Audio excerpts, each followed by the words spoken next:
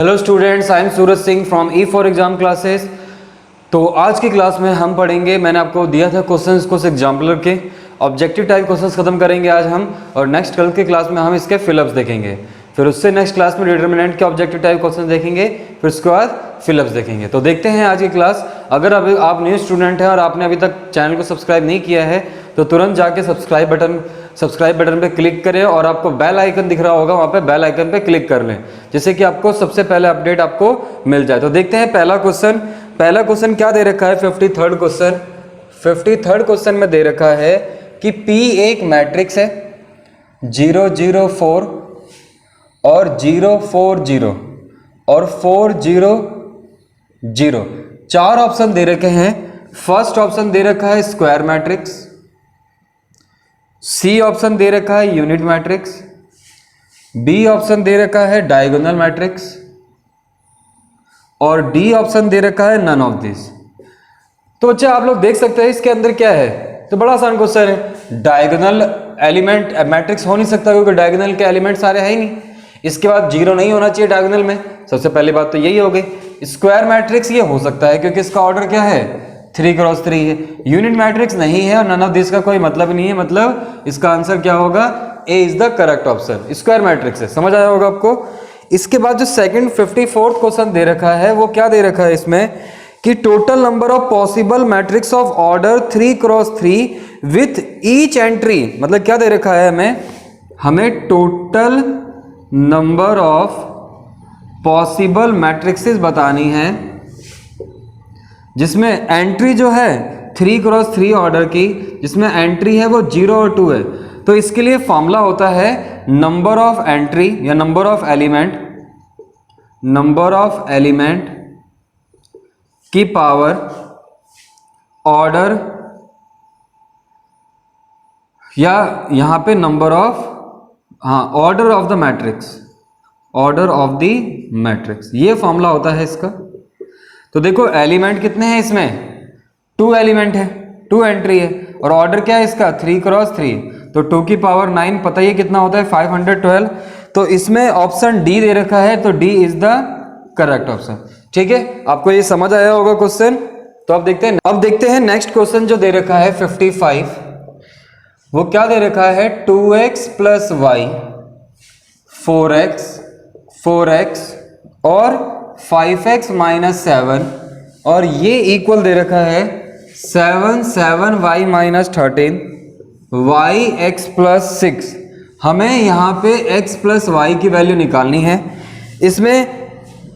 Then the value of x plus y नहीं होगा, sorry इसमें गलत लिखा हुआ है क्वेश्चन के अंदर ही, x और y होगा, क्योंकि जो चारों ऑप्शन दे रखे हैं वो दे रखा है x equal to 3 y equal to 1, B option दे रखा है इसमें x equal to 2 y equal to 3, और जो इसमें सी ऑप्शन दे रखा है वो x equal to 2 y equal to 4, और जो डी ऑप्शन दे रखा है वो x इक्वल टू 3 और y इक्वल टू 3 ये दे रखा है। तो इसमें x और y की वैल्यू फाइंड आउट करनी है।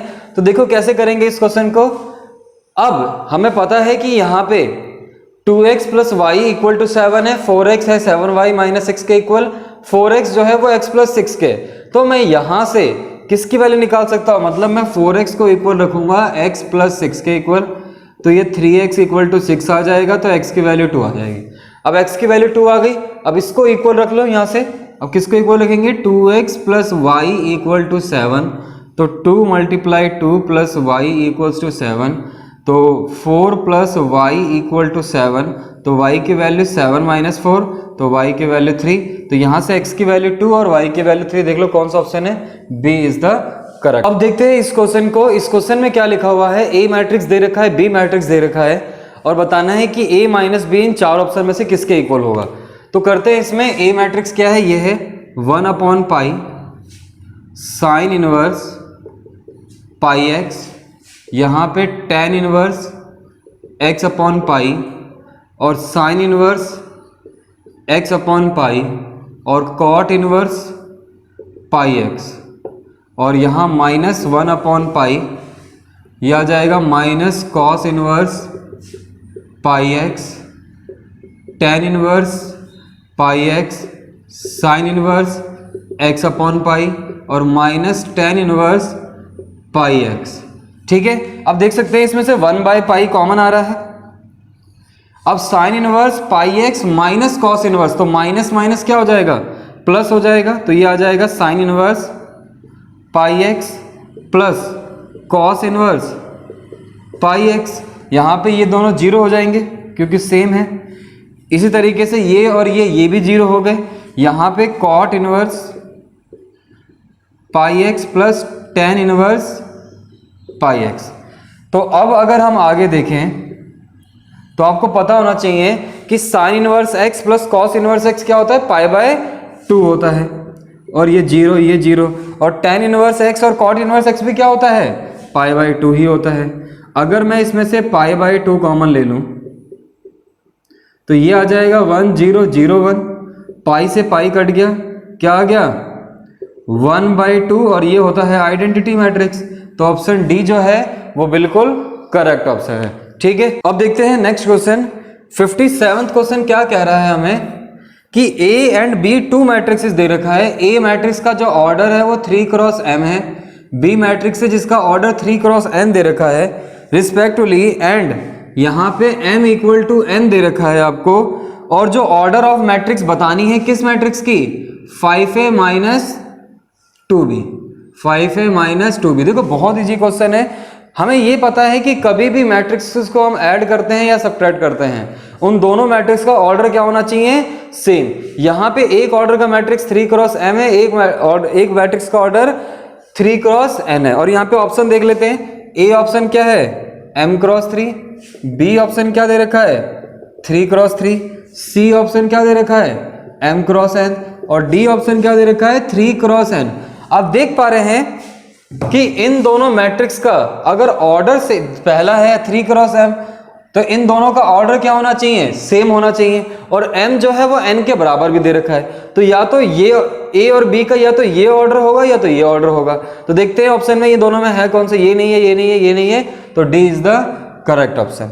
ठीक है, तो अब नेक्स्ट क्वेश्चन देखते हैं। इसमें 58th क्या दे रखा है, एक a मैट्रिक्स दे रखी है 0 1 0 1, और इसमें a² पूछा हुआ है। क्या पूछा हुआ है, a²। आपको पता है कौन सी मैट्रिक्स आनी है, लेकिन कर लेते हैं। a² का मतलब 0 1, सॉरी यहाँ पे है 1 और यहाँ पे है 0 और 1 0। करो जरा इसका स्क्वायर, जब इसका स्क्वायर करेंगे तो 0 0 1 1, तो ये 1 आ जाएगा। ये भी 0, ये भी 0, ये भी 0, ये भी 0 और ये 1, तो कौन सी मैट्रिक्स आएगी, आइडेंटिटी। अगर ये आइडेंटिटी मैट्रिक्स के इक्वल है तो कौन सी मैट्रिक्स है, इनवॉलेंट्री मैट्रिक्स। तो अब देखते हैं ये क्वेश्चन। ए दे रखा है, यहाँ पे ए मैट्रिक्स दे रखा है aij 2x2, aij equal to 1 if i does not equal to j, मतलब i does not equal to j होगा, और equal to 0 if i equal to j।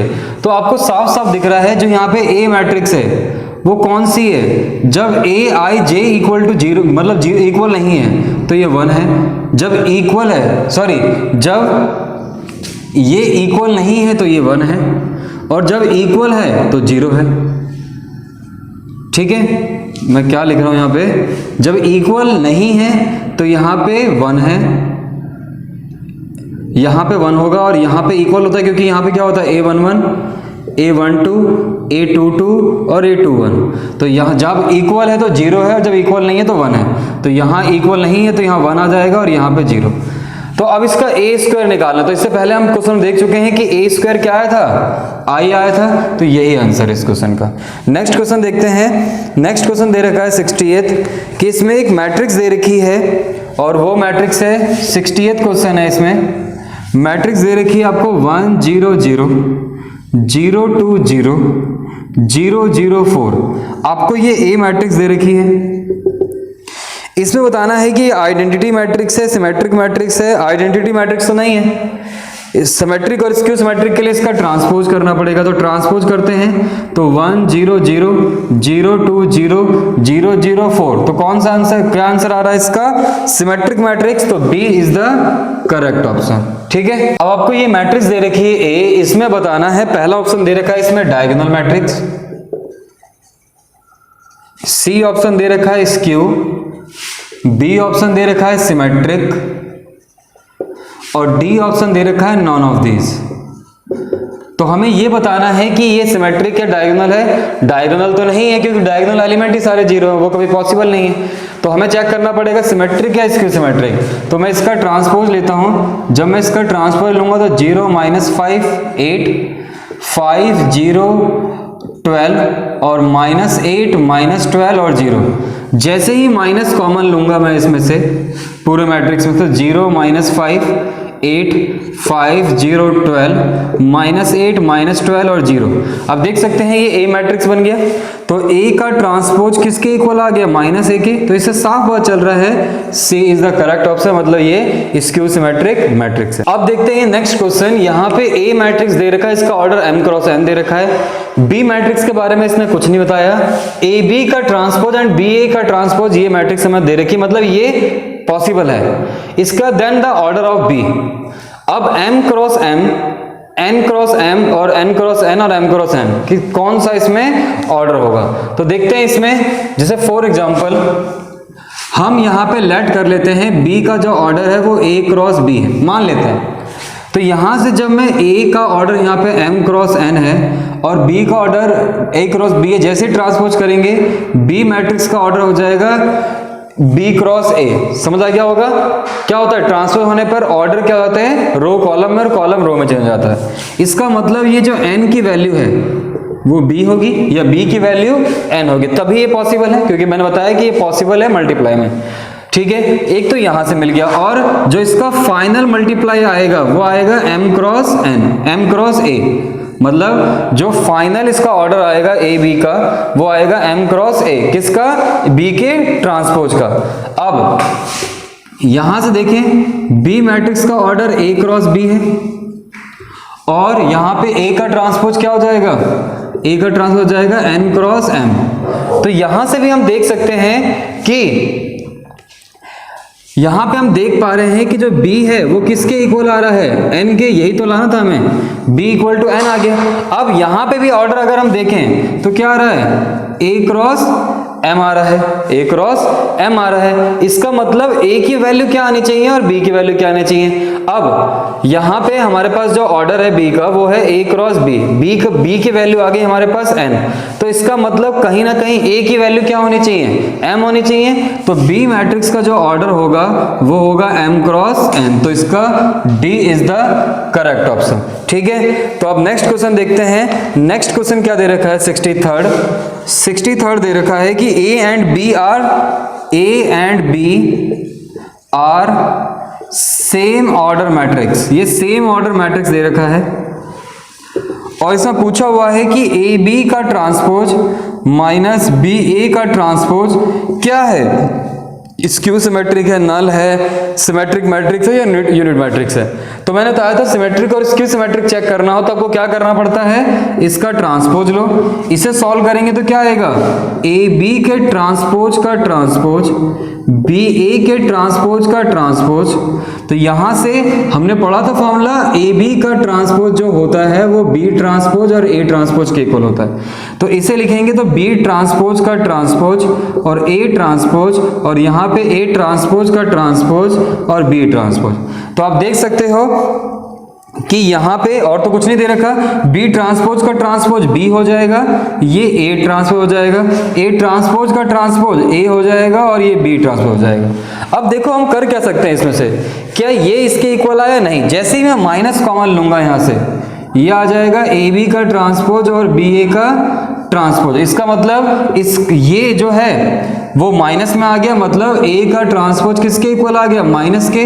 तो इसका आंसर क्या होगा? Skew symmetric matrix.